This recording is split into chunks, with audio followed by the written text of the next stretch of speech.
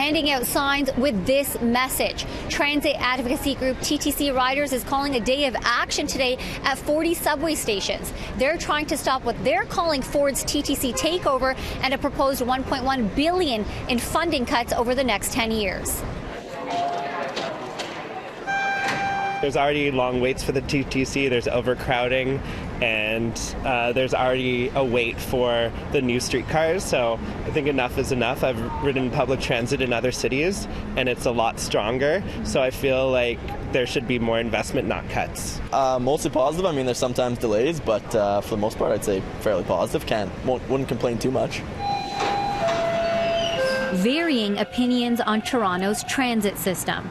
Everybody who rides the TTC should be deeply concerned about these cuts. The spokesperson for TTCriders thinks life for commuters is about to get worse when $1.1 billion in funding cuts kicks in over the next 10 years. This year alone, we're losing $24 million. That could mean another fare increase. Over $200 million of the funding was allocated for wheel-trans and for accessibility upgrades like elevators in stations, and also for state of good repair.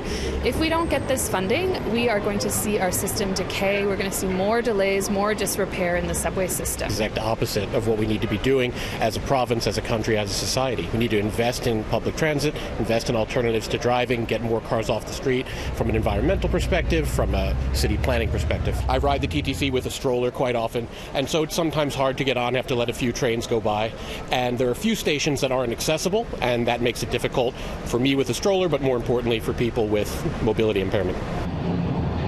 We reached out to the Ministry of Transportation for comment. A spokesperson released this statement. In part, the people of Ontario can no longer afford the financial mismanagement of the previous government, which left us with a $15 billion deficit. Our government is putting people first and protecting what matters most, services like healthcare and education.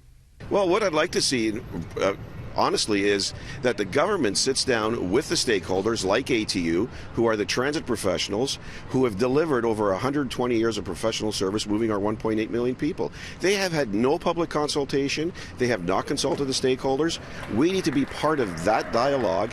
On Saturday, May 25th, transit advocacy group TTCriders is holding a march in Melbourne to protest against the cancellation of Eglinton East LRT and the TTC funding cuts. Maliha Sheikh, City News, Toronto.